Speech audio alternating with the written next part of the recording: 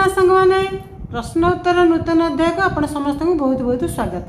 17 तारिख एक प्रश्नटी थिला केउ पक्षी पछकू उड़ी पारे तार उत्तर होची हमिंग बर्ड पछकू उड़ीबा सहित आगकू उड़ी पारे। हमिंग बर्ड पछकू उड़ी पारे एवं आगकू मध्ये उड़ी पारे।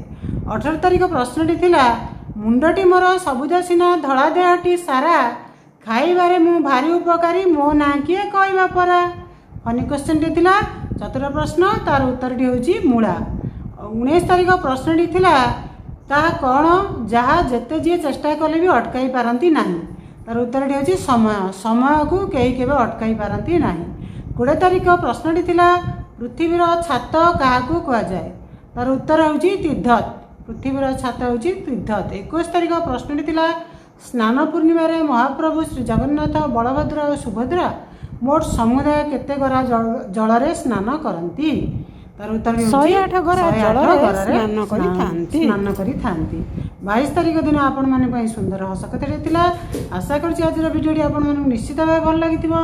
वीडियो भल लागिथिले चैनल को सब्सक्राइब करंतु, वीडियो को लाइक शेयर कमेंट्स करंतु। Thanks for watching.